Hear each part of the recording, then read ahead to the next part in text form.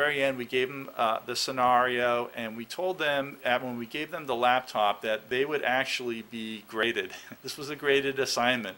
We would have subject matter experts in biosecurity actually evaluate how well they did. We were trying, in essence, to create a performance demand so that they would actually not only fulfill the role in terms of the scenario, but the task that was assigned them, the information that they were supposed to go after. So they basically had we gave them basically 10 hours over 7 days that they could accomplish what they did. Now, one artificiality we had to introduce, because we couldn't really have internal MITRE data going outside of the organization, was they were to deliver everything that they built onto a CD. Now, if you're an insider threat person, you're saying, well, that you've just eliminated anything that's exfiltration related.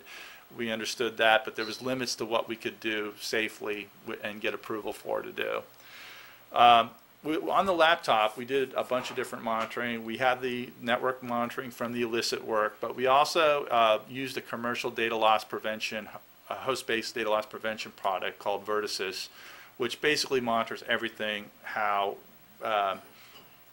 people interact with information, clipboard activity, file manipulation local to the machine, moving stuff onto removable magnetic media like USB flash drives, things like that.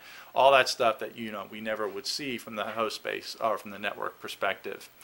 So they were basically given a week. At the end of that, they would turn in the laptop. We basically had the proctor do a debriefing of them for the purpose to try to ask questions to kind of understand did they follow the role, did they do the task, and furthermore, what did they think the hypothesis of the work was? If one of them did yes, they just happened to go to a seminar on insider threat, and then they happened to get the malicious condition, and they figured it out, and so we had to drop them. We also did a post questionnaire where we were trying to ask them increasingly in-depth questions to try to get them to get inside their head in terms of what they were thinking, how did they approach their task, in order to just get some non-cyber observable human factors analysis into this work.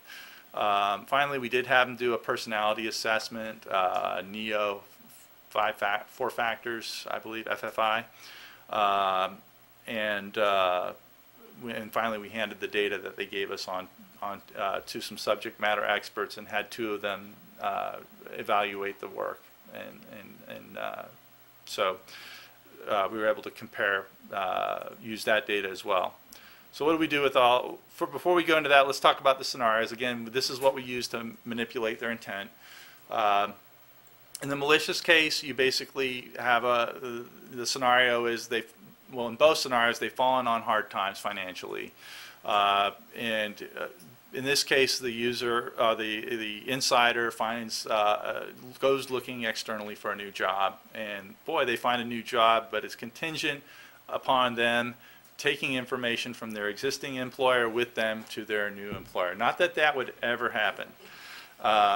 And so, basically how good their signing bonus is directly correlated to the quality of the information that they hand. And the scenario, to make it realistic, is you've got a competition, an acquisition, and you've got one of the vendors that is in that acquisition is one of the vendors is asking for insider information about that acquisition that we would have on that. So it was a fairly realistic scenario. In the benign case, you've got the same situation in terms of participants been fallen on hard times. In this case, they've been asked to participate on a high-profile team, and if they do a good job on this team, they're going to probably get a promotion, and so they're a member of the team. And we went to pretty extreme lengths. We had a number of people review what we did to perfectly balance these scenarios down to the exact words, so that, not word count, but in terms of really, we were paying particular attention to how we worded everything to make sure that they were as balanced as possible. So, did this work? So first before we even care about the data, did people get into the role. If they didn't get into the role, the data really is not much much use. So one way we tried to measure that was through this subject matter expert evaluation of what they collected. And the idea is, okay, well, in terms of the task, did they perform the same?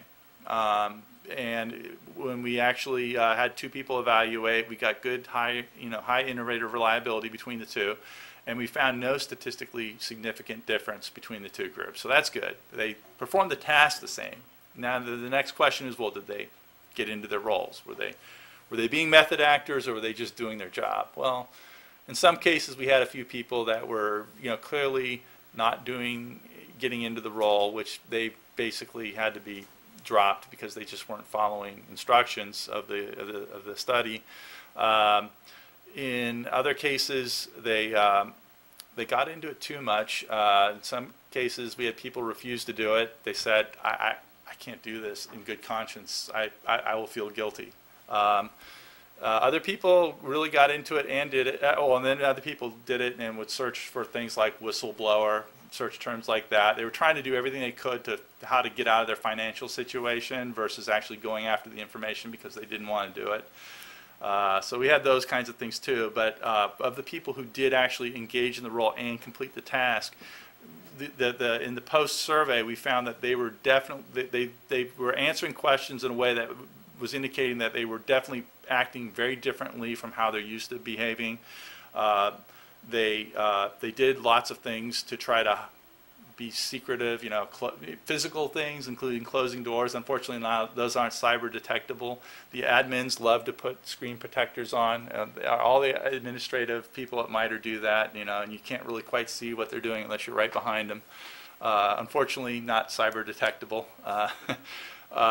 But they also gave innocuous folder names. One person got so into it, they actually typed, when they were in the malicious condition, that they actually typed up a resignation letter and gave it to the proctor along with the material that they collected. So people were clearly getting into it, and similarly, the people who were in the benign condition were definitely getting into their role as well. So what were some of the differences? Well, first of all, we definitely saw statistical differences in terms of evasiveness. The malicious people didn't want to get caught. We saw a big difference in terms of the number of sessions they use. They tend to break up their collection into a lot more sessions during the day, perhaps just looking for windows of opportunity. The benign group condition tended to be a little more continuous in terms of longer periods of time, fewer login sessions. We also saw an interesting phenomenon where the malicious group would, we have an internal search appliance, a Google search appliance, and rather than click on the links based on the search, they would click on the cached results, so that they didn't reach out and actually touch the owner's information directly. It would be the Google spider that would go out and do that, as a way to kind of just be a little more sneaky and not actually have to alert the information owner that they're accessing the information, which was kind of interesting. We also found that they tended to take an indirect way of getting at the information, whereas the benign people would tend to just do Google searches and go right to the information. The malicious group tended to look up people in the employee locator, find out who they were, who was associated with projects that might be of interest, and then they started browsing their shared space. That person in Mitre, everyone has shared space that everyone else can get to, and they kind of went to get at the information directly versus indirectly versus searching and then just directly grabbing data, which we thought was kind of an interesting thing. We also saw kind of a difference in terms of quality over quantity.